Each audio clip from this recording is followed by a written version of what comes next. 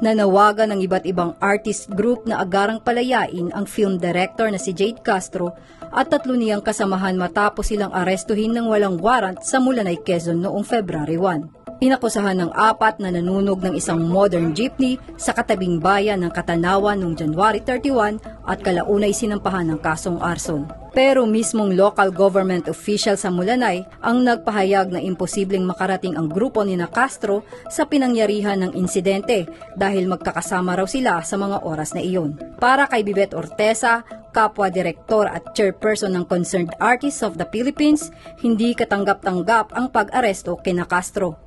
Nagpunta ka sa Mulanay, mawawarantless arrest ka.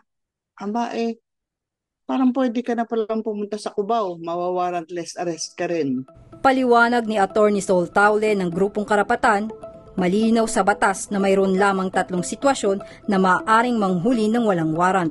Kaya malaking tanong daw kung paano trinato ng mga otoridad ang mga impormasyong lumitaw kaugnay ng insidente at paano humantong sa pag-aresto ng walang warrant. They could have filed a case first na dumaan sa preliminary investigation at hindi yung nag-warrantless arrest sila agad. No? Bigyan ng pagkakataon na sumagot yung mga kinasuhan para madepensahan nila yung sarili nila.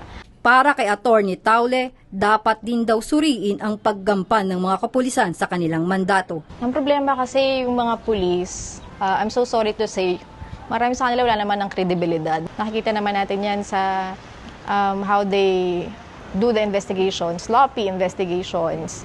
Like this one, di ba? It's a sloppy investigation, yung ginawa nila kay Jade Castro at sa mga kasamahan niya. Just to say na case closed, nahuli na namin yung perpetrator. Pero sa totoo lang, hindi naman ganun dapat. Lalo na pagka yun ay bumabangga doon sa mga basic rights ng mga mamamayan. Dagdag niya, kapansin-pansin kung paano inabuso ng kapulisan ang paggamit ng warrantless arrest. Madalas, makikita raw ito sa kaso ng mga political prisoner. Very dangerous siya kasi nga, yun yung trend na nangyayari, no? Simula't simula pa, lalo na sa mga critical sa gobyerno. Yun yung ginagawa sa ating bala para hulihin at hindi na tayo magsalita. Talagang i-silence tayo.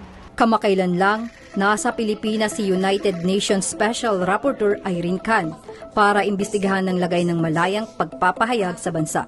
Sa isinumiteng ulat ng civil society groups at media institutions sa opisina ni UN Expert Khan, kasama sa binigyang diin ang mga kaso ng illegal detention sa mga individual, kabilang ang mga artista at manggagawang pangkultura. Nakakalungkot kasi shamelessly after umalis ni SR Irene Khan at magkaroon siya ng, napakinggan natin yung kanyang exit statement, nangyayari pa rin, patuloy pa rin nangyayari yung mga ganitong pag-abuso.